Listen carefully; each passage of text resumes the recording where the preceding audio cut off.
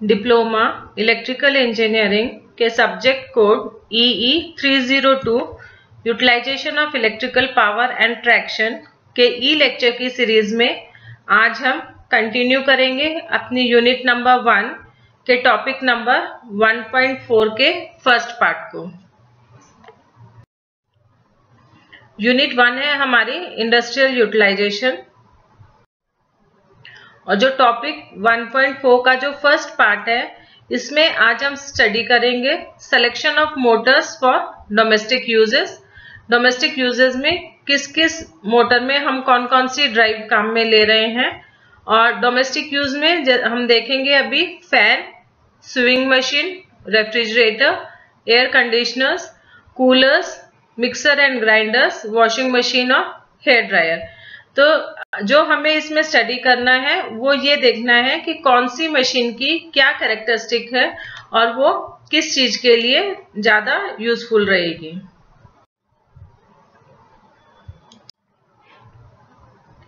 सबसे पहले हम देखते हैं फैन में कौन सी मोटर यूज होती है।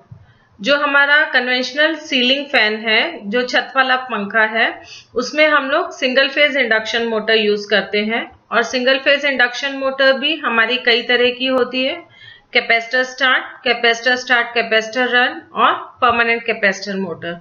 तो फैन में जनरली हम लोग capacitor start, capacitor run motor काम में लेते हैं। कैपेसिटर स्टार्ट और कैपेसिटर रन मोटर जो होती है, इसमें जो हमारा रोटर होता है वो केज के फॉर्म में होता है, और जो स्टेटर होते हैं उसमें दो वाइंडिंग्स होती हैं। एक वाइंडिंग कहलाती है मेन वाइंडिंग और एक वाइंडिंग होती है हमारी ऑक्सिलरी वाइंडिंग। जो दोनों वाइंडिंग्स हैं वो 90 डिग्री अपार्ट होती हैं स्पेस में। जो ये इंडक्शन मोटर हम काम में ले रहे हैं, capacitor start, capacitor run motor, इन मोटर्स में जो है पावर कंजम्पशन बहुत ही कम होता है, इसलिए इन मोटर्स को हम फ्रैक्शनल किलोवाट मोटर्स भी बोल सकते हैं। जो सिंगल फेज इंडक्शन मोटर है उसको स्टार्ट होने के लिए सिर्फ सिंगल फेज पावर सप्लाई की जरूरत पड़ती है, और ये हमारी इलेक्ट्रिकल एनर्जी को मैकेनिकल एनर्जी में कन्वर्ट करते हैं, और जो हमारा जो फैन है वो रोटेशन में आ जाता है। नेक्स्ट है हमारा स्विंग मशीन। स्विंग मशीन मतलब कपड़े सिलने वाली जो मशीन होती है उसमें। स्विंग मशीन में हमारे पास दो तरह की स्विंग मशीन होती है, एक डोमेस्टिक और एक कॉमर्शियल। तो जो डोमेस्टिक यूज में जो हमारी कपड़े सिलने वाली मशीन है वो बहुत ज्यादा पावर की नहीं होती। जनरली स्विंग मशीन में हम लोग यूनिवर्सल मोटर काम में लेते हैं, और ये मोटर्स जो हैं ये ड्यूरेबल होती है, इनका लाइफ स्पैन जो है वो अच्छा होता है, कॉम्पैक्ट होता है, इनका साइज छोटा होता है, ये अच्छा स्टार्टिंग टॉर्क देते हैं जिससे हमें पुशिंग पावर मिलता है स्टार्टिंग के टाइम पे। और हम कह सकते हैं कि यूनिवर्सल मोटर जो है वो हमारी स्विंग मशीन के लिए बेस्ट सुटेबल है। रेफ्रिजरेटर्स जो है वो वेपर कंप्रेशन सिस्टम पे बेस्ड है।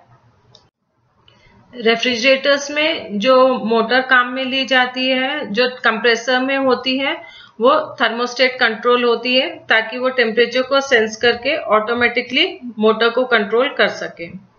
मोटर जो हमारे रेफ्रिजरेटर में यूज की जाती है उनमें हमें हाई स्टार्टिंग टॉर्क की जरूरत पड़ती है, और वो टॉर्क होना चाहिए लगभग 2 to 2.5 times of full load torque. Refrigerators जो है वो हमारे अलग अलग कैपेसिटी में आते हैं। ब्रॉडली हम कहें तो हम कह सकते हैं small units, large units and very large units. जो हमारी स्मॉल यूनिट्स है वो सिंगल फेज सप्लाई पे वर्क करती है, तो उसमें हम लोग single phase 230 volt capacitor type induction motor काम में लेते हैं with dual starter. Dual starter means direct online starter. जो हमारे लार्ज रेफ्रिजरेटर की जो इंस्टॉलेशन यूनिट्स होती हैं उसमें हाई टॉर्क की जरूरत पड़ती है, वहां हम लोग स्क्विरल केज इंडक्शन मोटर या फिर स्लिप रिंग इंडक्शन मोटर भी काम में ले सकते हैं। और जो हमारी वेरी लार्ज प्लांट्स होते हैं उसमें हम लोग सिंक्रोनस मोटर काम में लेते हैं जो हमारे टर्बो कंप्रेसर्स को चलाती हैं। यहाँ पे हमें जो वेरी लार्ज यूनिट्स है उसमें पावर फैक्टर करेक्शंस की भी रिक्वायरमेंट होती है। पावर फैक्टर जो है यहाँ हमें हाई चाहिए होता है, जो कि हमें सिंक्रोनस मोटर से मिलता है। नेक्स्ट है हमारा एयर कंडीशनर्स। एयर कंडीशनर्स में हम लोग स्प्लिट फेज इंडक्शन मोटर काम में लेते हैं जनरली, क्योंकि शेडेड पोल मोटर के कंपैरिजन में स्प्लिट फेज इंडक्शन मोटर का जो स्टार्टिंग टॉर्क है वो ज्यादा बेटर होता है।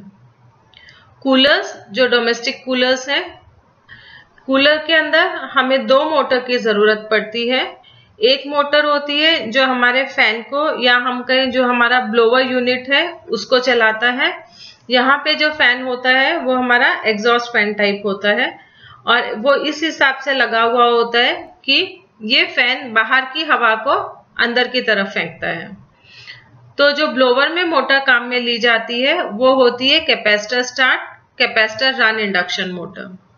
दूसरी मोटर होती है हमारा जो पंप होता है, वाटर पंप। ये वाटर पंप जो है ये टैंक में से पानी को खींच के, और जो 3 साइड्स है हमारी, जिसके ऊपर हमारी चटाइयां लगी हुई होती है, उन पे डालता है।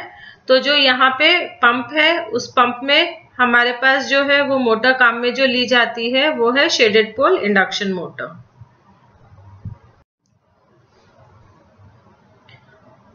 Mixer and grinders.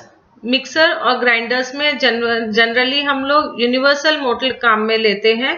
Universal motor वो होती है जो एसी या डीसी सप्लाई दोनों पर ही चल सकती है।